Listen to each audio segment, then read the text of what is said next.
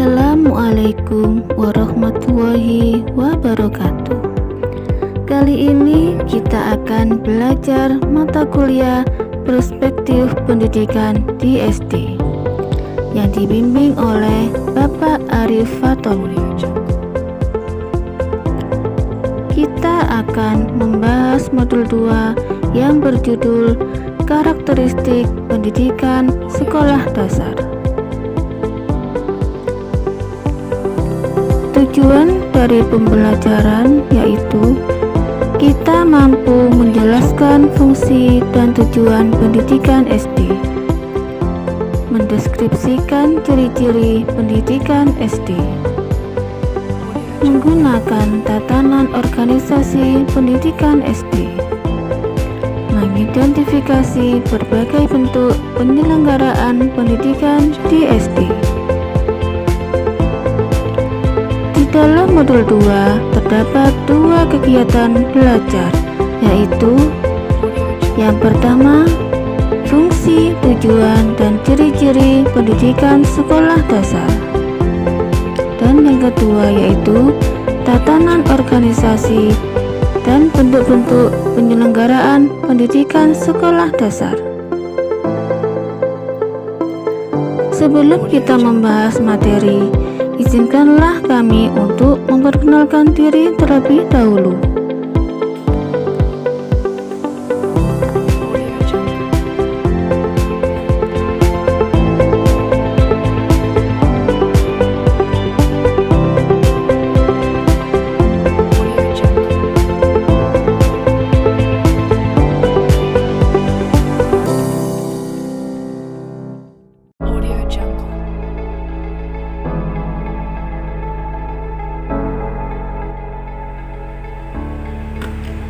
Assalamualaikum warahmatullahi wabarakatuh.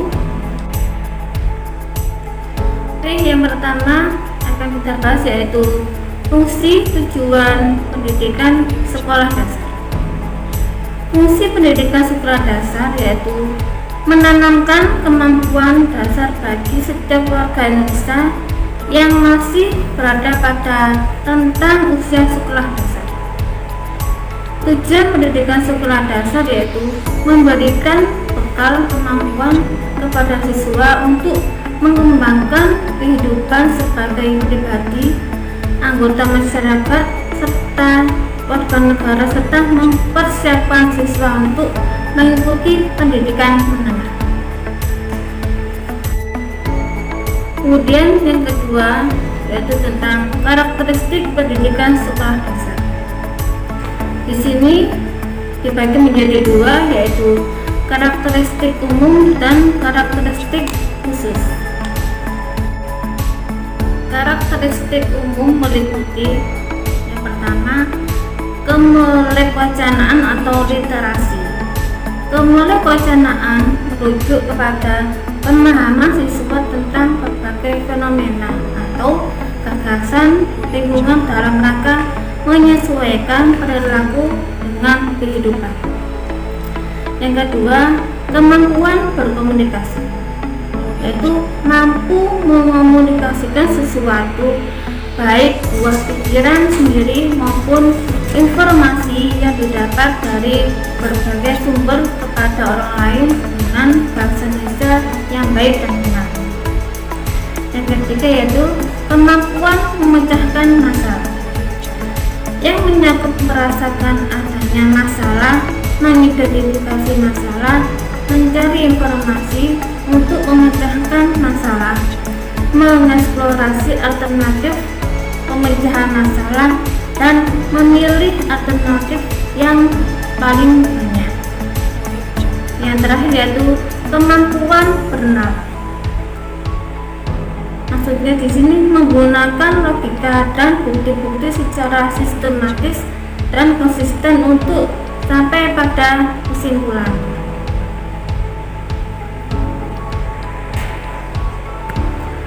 Oke, selanjutnya yang kedua yaitu karakteristik khusus. Di sini meliputi siswa SD. Siswa SD adalah anak-anak yang berusia 6 sampai 12 tahun Mereka juga mempunyai karakteristik fisik dan mental yang berbeda. Selanjutnya yaitu guru. Guru SD adalah guru kelas yang wajib mengajarkan 5 mata pelajaran di SD, kecuali agama dan pendidikan jasmani. Kemudian kurikulum. Kurikulum SD merupakan bagian dari kurikulum pendidikan dasar yang mempunyai tujuan yang khas, yaitu mengembangkan kemampuan dasar anak SD. Yang keempat yaitu pembelajaran. Ciri utama pembelajaran di SD yaitu pembelajaran terpadu atau tematik, kegiatan konkret, kegiatan manipulatif berupa pemberian kesempatan untuk mengutapi benda-benda tertentu serta pengalaman langsung. Yang terakhir yaitu gedung dan peralatan pembelajaran. Secara umum, gedung di SD terdiri dari 3 sampai 6 kelas, ruang guru, dan ruang kepala sekolah.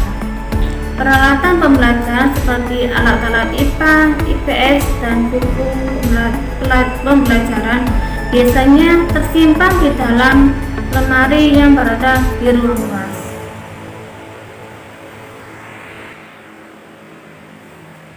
Demikian penjelasan saya tentang KB1. Untuk selanjutnya KB2 akan disampaikan oleh rekan saya Nur Saifatul Husna. Sekian dari saya, terima kasih. Wassalamualaikum warahmatullahi wabarakatuh. Assalamualaikum warahmatullahi wabarakatuh. Di sini saya akan menjelaskan KB2 tentang tatanan organisasi dan bentuk-bentuk penyelenggaraan pendidikan sekolah dasar. Yang pertama, pengelolaan. Bisa kita simak dalam diagram berikut ini. Dari diagram 1 dapat disimak bahwa sekolah dasar merupakan tanggung jawab bersama antara pemerintah pusat dengan pemerintah daerah. Dalam hal ini, Dinas Pendidikan Provinsi, Dinas Pendidikan Kabupaten atau Kota, dan ranting dinas atau kecamatan yang secara struktural berada di bawah Departemen Dalam Negeri. Sementara itu, Komite Sekolah sebagai lembaga mandiri berperan langsung dan meningkatkan mutu layanan pendidikan. Oleh karena itu, Komite Sekolah sebenarnya merupakan mitra terdekat sekolah dalam upaya peningkatan mutu layanan pendidikan terhadap masyarakat. Yang kedua, sarana dan prasarana. Penyediaan dan pemeliharaan fasilitas serta sarana dan prasarana sepenuhnya menjadi tanggung jawab sekolah dasar. Di samping adanya bantuan dari pemerintah pusat, pemerintah provinsi, kabupaten atau kota, serta dari masyarakat, sarana dan prasarana yang dimiliki sekolah dasar haruslah memenuhi standar minimal yang telah ditetapkan. Yang kedua, bentuk-bentuk penyelenggaraan pendidikan sekolah dasar. Yang pertama, sekolah dasar dan madrasah ibtidaiyah. Sekolah dasar merupakan jenjang pertama pendidikan dasar yang menyelenggarakan pendidikan umum bagi anak-anak usia 6-12 tahun. Sementara itu, MI adalah madrasah yang menyelenggarakan pendidikan umum setingkat SD, di samping pendidikan agama Islam. Yang kedua, sekolah dasar unggulan atau sekolah nasional plus. Sekolah ini menyelenggarakan pendidikan umum dengan keunggulan yang merupakan kelebihannya dari sekolah dasar biasa. Yang ketiga, sekolah dasar luar biasa atau SDLB.